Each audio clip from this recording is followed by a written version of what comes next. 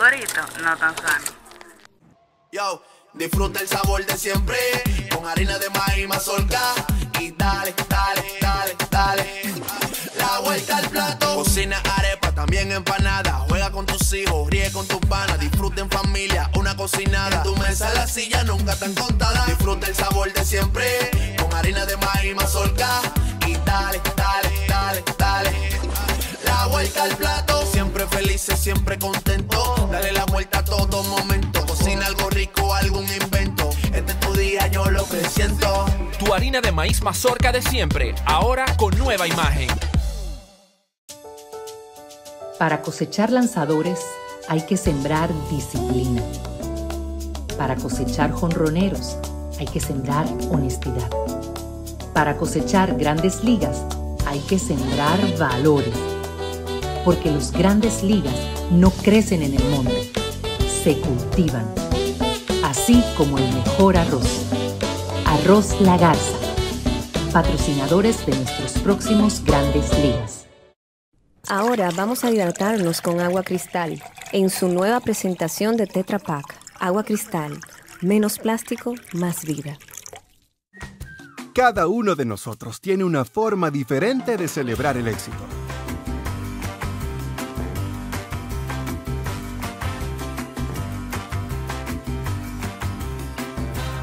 Aprendamos a celebrar los pequeños logros.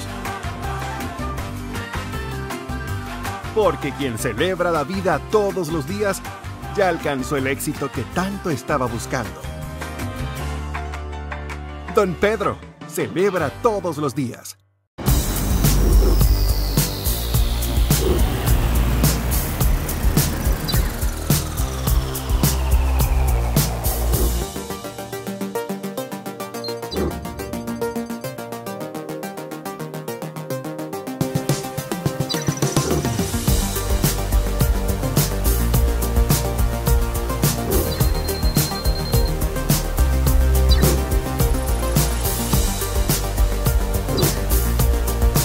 Maximiza tu negocio con las nuevas tarjetas comerciales BIS, con atractivos beneficios para tu business. Esto es BIS, la nueva forma de hacer negocios. Popular, a tu lado siempre.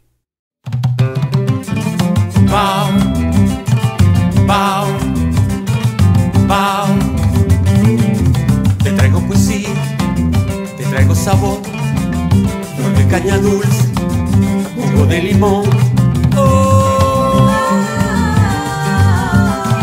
Bao, bao, bao, bao. Bao Radio. Comparte, recuerda darnos tu like y activar la campanita para notificaciones. Hoy tenemos a Raquel Payewonsky. Raquel Payewonsky, quien no necesita introducción, ella viene en calidad de artista. Digo, no, pero es que no es un saco, no es un traje que tú te pones y te quitas fácilmente. No, la verdad que no, porque hola primero, que voy a estar aquí de nuevo. Sí. Pero, y gracias por el espacio. Sí. Pero yo siento que en mi vida todo es como overlapping, como que todo es una sinergia y la vida y el arte de alguna manera no se pueden separar. Exacto. Para mí. Entonces, las cosas que yo he asumido en mi vida se entretejen unas con otras. Uh-huh. Y esta labor en Chabón está de alguna manera entretejida con mi propia labor, tanto como artista y de alguna manera como activista cultural, porque yo pienso que cuando uno asume ese compromiso en República Dominicana, uh-huh, le cae el título de manera natural, porque hay mucho que hacer. Sí. La gestión cultural es muy intrincada. Y muy pocos están graduados de eso, pero todos sabemos un poco, porque la cultura, como tú dices, está ausente de todas las agendas políticas aquí en este país. Entonces, eso es. Tú tienes que ser tu propia gestora, tú tienes que ser tu propio mercadólogo, tú tienes que ser tu propio publicista, tú tienes que ser tu propio relacionador público. Y bueno, antes que nada, Raquel, yo quiero hablar de este conversatorio que tú vas a tener en estos días, el día 6, El día 5. El día 5. Sí.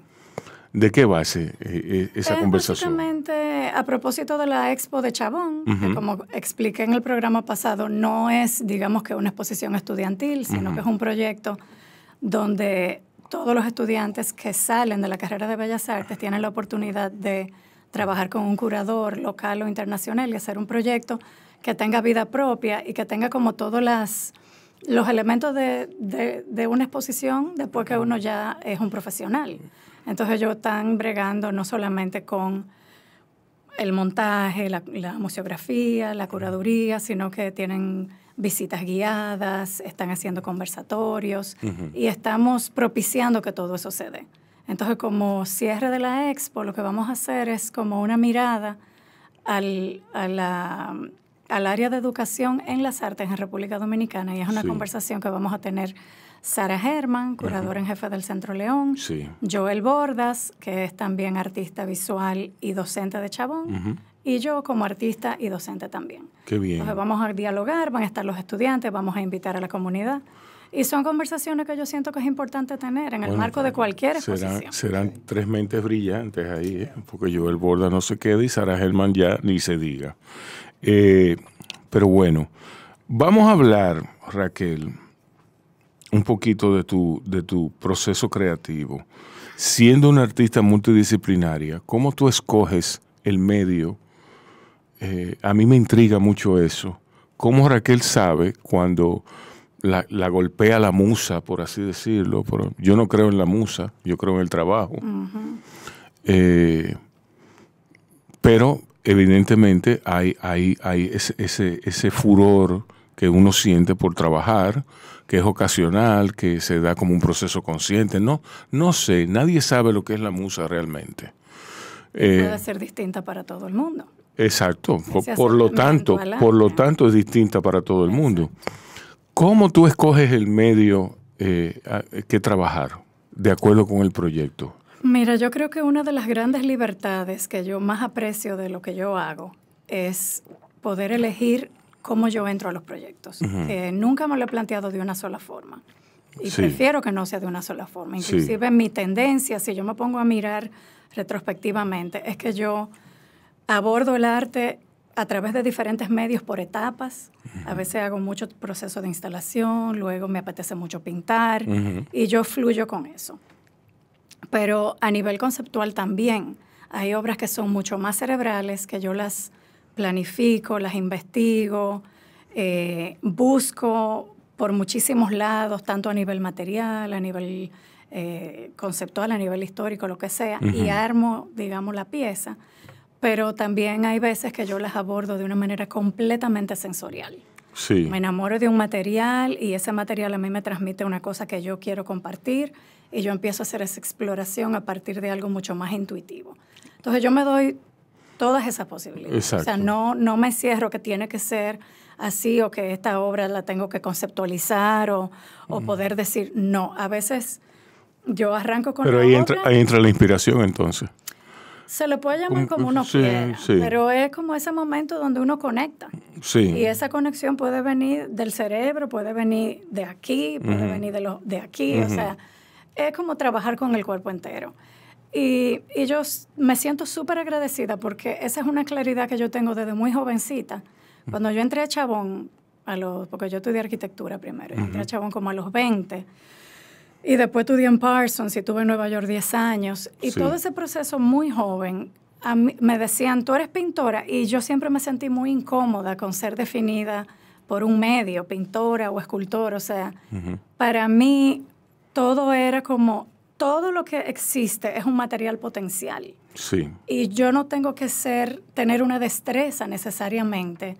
Vamos a decir, quiero hacer algo en silicón. Yo no tengo que haber hecho una maestría en silicón. Mi aprendizaje es buscarle la vuelta, entender el proceso y aprender, porque cuando en esta profesión yo creo que uno aprende siempre, no termina el proceso de aprendizaje.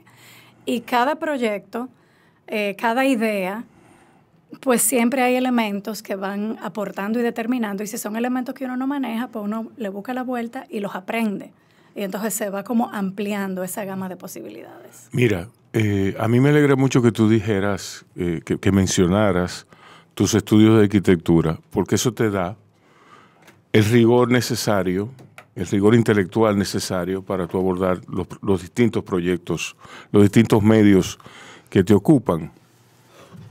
¿De dónde tú vienes? Ya tú dijiste parte de tu historia académica, pero tú eres artista desde pequeña. Digamos que yo era una gente muy creativa. Yo era una niña muy creativa que no tenía la conciencia de que lo era, porque la creatividad siempre se equiparó con unas destrezas que yo no tenía ni cultivé. O sea, yo no era la niña prodigio que dibujaba. Sin embargo, yo tengo recuerdos muy, muy jovencita, donde yo lo que hacía era maquillar y disfrazar. Sí. O sea, a todo el que yo podía, yo le hacía intervenciones, que es lo que yo todavía como artista hago. Sí. O sea, yo agarraba a mis primos y los vestía de extraterrestres y le hacía un montón de cosas. Y yo me doy cuenta que mi primer verdadero acercamiento al arte fue ese. Transformar un cuerpo que existe en algo de mi imaginación y disfrutar el proceso. Y eso es algo que todavía yo hago y que tengo muy cerca de mí. Sí, pero, bueno, generacionalmente yo te ubico como cerca de Jorge Pineda. Jorge es una década mayor que yo. Una década mayor. Sí. Sí, pero te ubico como es la misma investigación. Bueno, profesionalmente estuvimos caminando en paralelo por muchos años y fuimos como parte de una misma generación que en los 90s exploró mucho la instalación y que rompió un poco de los medios convencionales y fuimos grandes amigos. Sí, sí. Jorge Pineda, era fácil ser amigo de Jorge Pineda. Sí. Sí. Pero a mí se me ocurre también que la instalación es donde tú y Jorge, en todo caso, adquieren un mayor poder exponencial en comparación con los otros medios. No es detractando a los otros medios, pero las instalaciones tuyas hay un sentido. Yo quisiera oír tus comentarios al respecto. ¿Cómo tú abordas una instalación? ¿Cómo tú te das cuenta de que una obra con su lenguaje, con todas las peculiaridades expresivas que puede tener, es una instalación antes de hacerla? Bueno, mira, yo pienso que formalmente las instalaciones tienen un impacto y por eso de entrada mucha gente puede sentir que tienen más poder que otras piezas, pero no necesariamente es el caso. Sí. Yo pienso que cada medio, por íntimo que sea, puede ser muy poderoso y llegar a donde tiene que llegar. Por eso se elige el medio en cada caso. Igual que cualquier otra pieza, porque, por ejemplo, en mi caso, a mí me cuesta mucho analizar la obra quizás de manera reduccionista, llevándola a que es solo una instalación, porque la mayoría de obras instalativas mías incluyen, por ejemplo, una parte de video o una parte de vestuario o una parte escultórica. Entonces yo siempre, hay piezas que muchas veces me han hecho entrevistas que me dicen, no, porque esta obra fotográfica. Yo digo, sí, es una obra fotográfica, pero fue una acción que tuvo una instalación que al final fue videográfica y que yo terminé documentándola en fotografía. Entonces ahí hay 4 medios. Entonces es eso, es ese maridaje de todas esas cosas juntas. Pero contestando ya tu respuesta más a nivel técnico, yo pienso que a mí me gusta mucho repetir elementos y fraccionar el cuerpo. Entonces la instalación es una manera muy hermosa y muy poética de lograr eso. Y es algo que yo he explorado desde el principio en mi carrera. Inclusive esta semana le estaba contando a alguien que en el año 93 por ahí, yo hice un pie de yeso y lo metí en 2 medias panties y los colgué en mi estudio y yo amaba eso. O sea, yo quería tener eso colgado de mi pared, pero odiaba el yeso. Y yo decía, estos pies de yeso no es lo que yo quiero hacer porque me resultan como muy grecorromanos, la terminación no es la que yo quiero, pero yo quiero la media panty, quiero los pies. Y eso duró 1 década colgando de mi pared. Hasta que un día yo vine de vacaciones aquí a Santiago, fui a una fábrica de cera y vi que había cera del color de este café, súper oscura, hasta una cera casi blanca, muy clarita, y eran como todas las tonalidades de la piel dominicana, que tenemos como todo el espectro, todos los marrones. Sí. Y yo compré, qué sé yo, cuánta libra de cera y empecé a vaciar esos pies. Hice 100 pares de pies. Y esos pies quedaron con un nivel de detalle, porque la cera permite eso, muy fiel al cuerpo humano.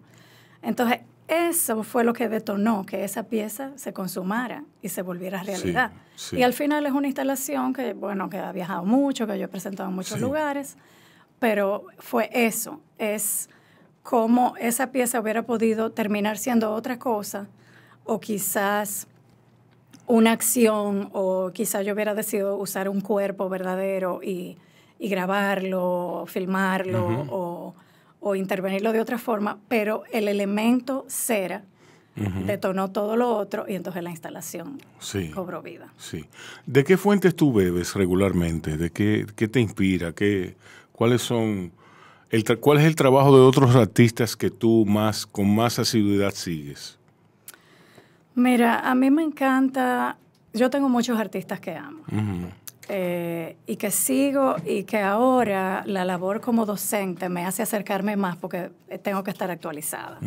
Entonces hay muchísimas plataformas donde yo estoy constantemente viendo las exposiciones de los museos porque es algo que tengo que transmitir. Sí, claro. Y eso me ayuda muchísimo. Pero yo me alimento de todo. O sea, a mí me encanta la investigación científica. Yo soy una amante de la naturaleza. Me encanta mucho la interconectividad que tenemos a nivel energético, todo lo que es, vamos a decir, lo humano con lo metafísico, con lo botánico. Entonces estoy siguiendo mucha gente que está estudiando, por ejemplo, el underground, como la capa vegetal, la comunicación entre los árboles, por ejemplo. Hay un montón de cosas que tienen que ver también con la salud física, mental y espiritual que yo incorporo en el trabajo y que alimenta mucho lo que yo hago. Háblanos de los senos, por ejemplo. ¿Cómo es la trayectoria? Bueno, mira, a mí la maternidad y la lactancia tuvo un impacto muy, muy grande en mi vida porque vamos a decir que mi trabajo siempre ha sido, de alguna manera ha tenido el cuerpo como plataforma como punto de partida para hablar de múltiples cosas que tienen que ver con lo filosófico, con lo político y con muchísimas áreas. En un principio yo trabajaba el cuerpo de manera muy directa, ahora lo trabajo mucho más en relación con otros elementos, con el contexto, digamos. Pero en el momento en que yo empecé a lactar a mis hijos, se hizo muy evidente para mí que un interés fundamental en mi trabajo era hablar de lo que es nuestra parte instintiva, nuestra parte animal como seres humanos, versus la parte de todo lo socialmente aprendido y la tensión que hay entre esas dos cosas. Entonces, todo mi cuerpo de trabajo, a partir de ese momento, y yo creo que hasta antes de ese momento, iba como en esa dirección, de hablar de esos dos mundos y cómo coexisten.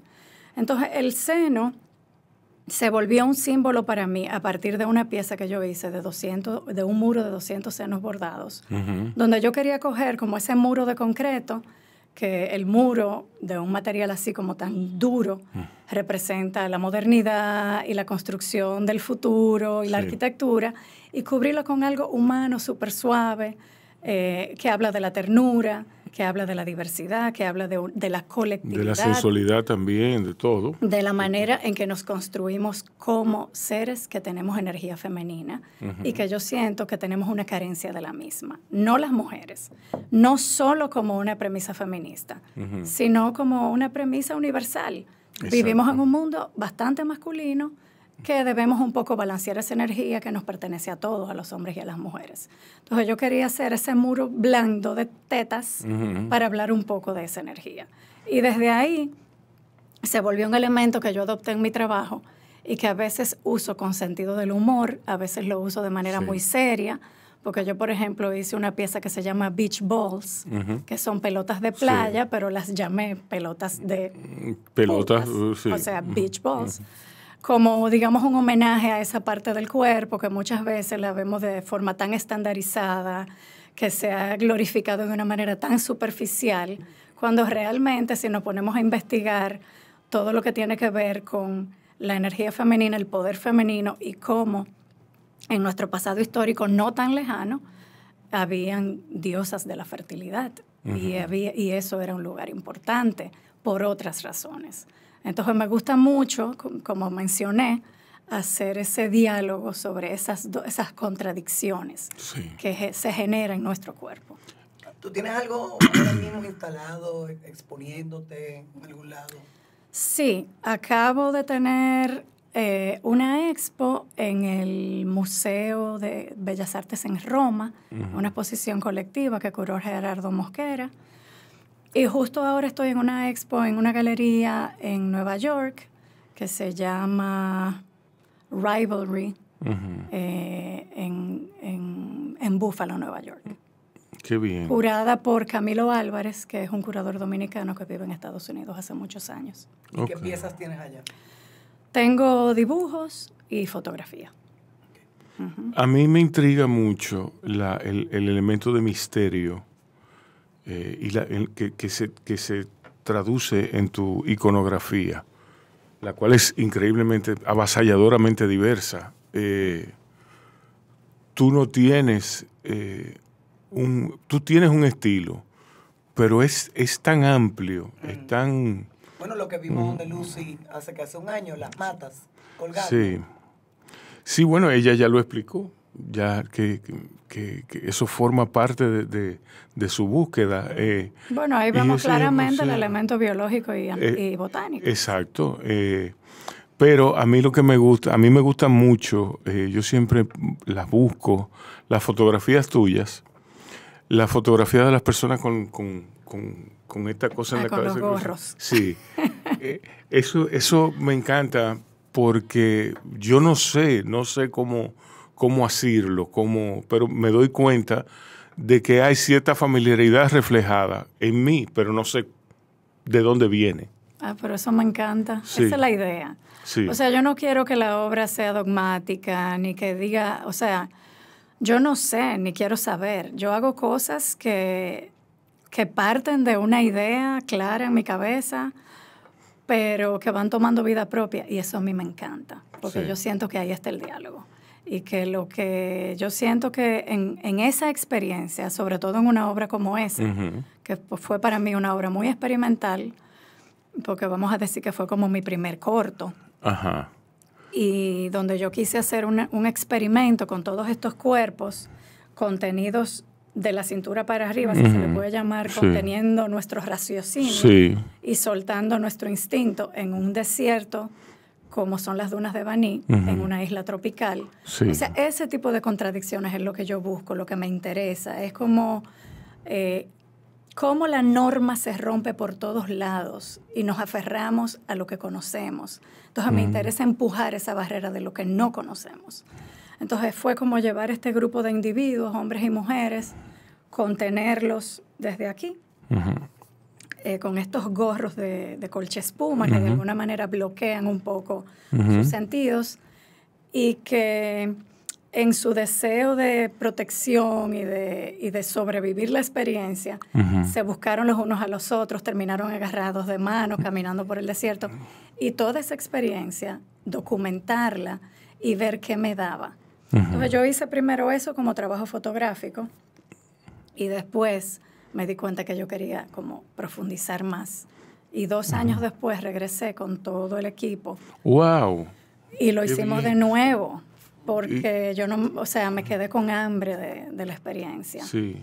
Para la segunda experiencia, yo publiqué en mis redes que en un principio, cuando yo empecé a intervenir cuerpos y a hacer el trabajo fotográfico, era difícil para mí conseguir modelos. Y ¿Por qué? La gente no se animaba mucho a estar desnuda. Sí. Y yo trabajaba mucho con mi propio cuerpo, con cuerpos de gente muy cercana. Pero en ese momento y en otras piezas alrededor de esa época que yo hice convocatorias abiertas, por ejemplo, en el 2016 yo tuve una convocatoria que necesitaba 15 personas, 15 mujeres, y vinieron 40. Wow. Y hice el proyecto Qué con bien. 40 y eran la mayoría desconocidas y habían mujeres de 20 y de 70. Qué bien. Que es lo que yo quiero con mi trabajo, Sí. es hablar de diversidad. Por eso yo siempre utilizo como esa multitonalidad, esa multiedad, esa multicriterio de selección para todo, porque somos un país muy diverso. Y en esa pieza de las dunas fue igual. Yo lo puse en redes, yo pensé, bueno, se van a desnudar de la cintura para abajo, quizá eso, o sea, yo estaba preparada para que no hubiera mucho quórum, pero igualmente fue masivo. Wow, Y nos qué bien. fuimos como en 8 vehículos para las dunas. Fue una experiencia súper linda, muy organizada. Trabajé con Juan Josit, que me ayudó con la edición del video. Y fue, aunque sí teníamos un guión, pero cuando estamos allá, pues bueno, las dunas es un lugar que te permite improvisar Te llama, muchísimo. exacto. Y probamos con el sonido, probamos con las olas, probamos con muchísimas cosas y el material que salió de ahí fue increíble. Sí, Así que yo llegué muy feliz y ahí, bueno, ahí está el video. qué bien, qué bien. ¿Tienes una disciplina favorita? ¿Tú prefieres la fotografía? ¿Tú prefieres la instalación? ¿Tienes un favorito? Sí, siempre el que trabajo es mi favorito en el momento. Porque, Sí. Lógico. Es así. mira, yo pienso que también depende, mira, los artistas trabajamos en el estudio. Hay gente que eso le va muy bien y lo hace por mucho tiempo. A mí eso me funciona, yo necesito mi soledad y me gusta mucho estar sola en el estudio trabajando. Pero llega un punto en que ya yo quiero salir y quiero hacer cosas y me quiero vincular a la gente. Entonces ahí vienen esos proyectos. Sí. Y yo creo que por eso yo empecé a buscar gente para trabajar, porque yo primero, mi obra lo necesitaba. Yo quería hablar de esa diversidad e invitar gente a trabajar. Y yo creo que yo esperaba esos momentos donde yo necesitaba esa vinculación para hacerlo. Pero cuando yo tengo ganas de estar en mi taller, tú puedes estar segura que yo voy a hacer dibujo y pintura, o que voy a hacer esculturas pequeñas, que voy a hacer un trabajo más íntimo. Todo depende del momento. Sin duda alguna, la multidisciplinariedad tuya es una cosa, es espectacular. Los invito a que entren a su página web sí. para que vean la diversidad de Raquel. Sí. ¿Qué tú tienes entre manos para el futuro inmediato? Yo estoy tratando de balancear el trabajo en Chabón con mi propio estudio. Y ha sido un reto. Sí. Porque yo siempre he dicho que a mí mi relación con la educación es desde muy temprano, por lo que dije anteriormente. Cuando asumimos esta misión de vida, yo creo que en todo el mundo, no es nada más, no es exclusivamente nuestro. De alguna manera tenemos que ser educadores porque la cultura no es parte de la vida de muchas personas. Y la gente a veces no se conecta, no entiende, no tiene el tiempo. Y a cada paso que conocemos gente que de repente se interesa, tú tienes que ser un interlocutor, del arte y la cultura por default. Entonces, a mí me ha tocado mucho hacer eso en mi carrera como artista, pero nunca de una manera, vamos a decir, con una plataforma como la que me ofrece Chabón, que tiene bastante libertad, que yo he tenido como la posibilidad de trabajar, de crear el programa y de hacer eso en estos últimos 3 años. Yo creo que ahora que ya eso está creado, que fue como el paso más fuerte y que más tiempo tomó de mi propia práctica, aunque yo sí he seguido trabajando y estuve en una exposición individual el año pasado, que fue duro porque fue como mucho reto ese año. Pero yo creo que ahora es el tiempo de balancear esas dos cosas, delegar un poco más. Exacto. Y que eso pueda caminar. ¿Tú te consideras una persona disciplinada? Muy. Muy disciplinado. Eso tiene su uso. Mira, si yo no supiera, o sea, el manejo del tiempo para mí lo es todo. Si no, yo no hiciera ni la cuarta parte de lo que hago. Sí. Sí, tomando en cuenta el trabajo que dio esta entrevista, digo, no por ti, sino por nosotros. Mira. Pero sí, yo pienso, y es algo que yo también le hablo mucho a los estudiantes, que nuestro gremio tiene una reputación de ser espíritus libres y bohemios y no estructurados. Sí, y yo enseño mucha estructura. Sí. Yo creo que la única manera de uno lograr, y siendo solamente artista, no hay, o sea, es intenso, porque los artistas no solamente tenemos que producir la obra, sino que tenemos que autogestionarnos. Sí. En la mayoría de los casos. Así por es. más que hayan estructura, por más que hayan instituciones, por más que haya galería, siempre hay un elemento de autogestión. Sí. Y eso toma mucho tiempo. Entonces yo creo que esa capacidad de organizarnos, de pautar nuestros días, de tener rutinas de trabajo son súper saludables. Tú me dices que hiciste una exposición individual el año pasado. ¿Qué otra ¿Hay una exposición en planes para el futuro cercano? Hay una exposición en planes. Hay varias. Uh-huh. Pero aquí en República Dominicana yo estoy ahora mismo planificando un proyecto que yo pienso que va a tener como cierta envergadura a nivel de tamaño, porque quiero, que es una de las limitaciones, por ejemplo, del trabajo galerístico, aunque yo sé que ellos también hacen un trabajo titánico y también se están enfrentando a una realidad cultural que tiene sus límites, pero el espacio galería para un artista que hace obras de cierto tamaño a veces es limitante. Sí. Entonces yo estoy tratando de salirme del espacio galería y hacer como una exposición independiente y ver qué pasa. Es como, estoy trabajando en eso para fin de este año. Pero, o sea, salirte de la galería, o sea, salirte de... No salirme a nivel de acuerdos, sino del espacio físico. Ok. Sí. Okay. Del espacio físico, porque las galerías siguen, exacto, pero los artistas podemos exhibir sí, en múltiples. En múltiples, claro. Sí, qué bien. Bueno, Raquel, yo te doy muchas gracias por haber estado aquí, por hablarnos in extenso de tu obra y nada, yo te deseo mucha suerte. Muchísimas gracias a ustedes. Y manténnos al tanto de toda exposición, de todo lo que tengas y de más está decir que BAO está a tu orden. Muchísimas gracias y con muchísimo gusto nos mantenemos en contacto. Para hablar de esa exposición. Sí. Cuando lo logre. Cuando estoy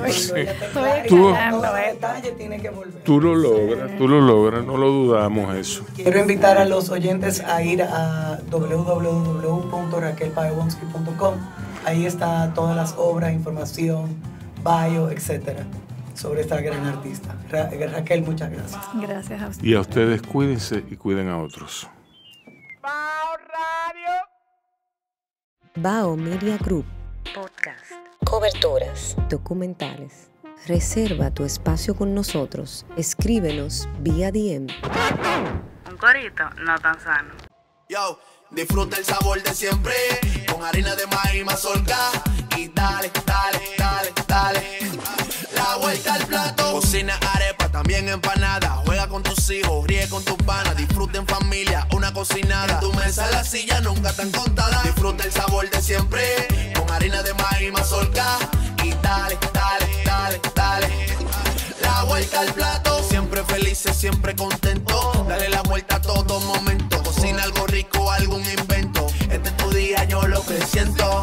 Tu harina de maíz mazorca de siempre, ahora con nueva imagen. Para cosechar lanzadores hay que sembrar disciplina. Para cosechar jonroneros hay que sembrar honestidad. Para cosechar grandes ligas hay que sembrar valores. Porque los grandes ligas no crecen en el monte, se cultivan.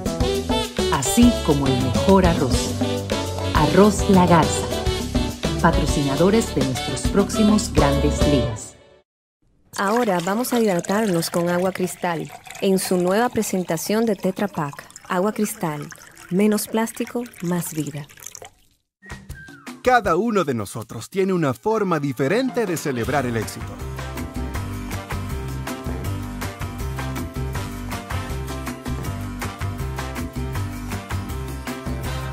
Aprendamos a celebrar los pequeños logros. Porque quien celebra la vida todos los días ya alcanzó el éxito que tanto estaba buscando. Don Pedro celebra todos los días.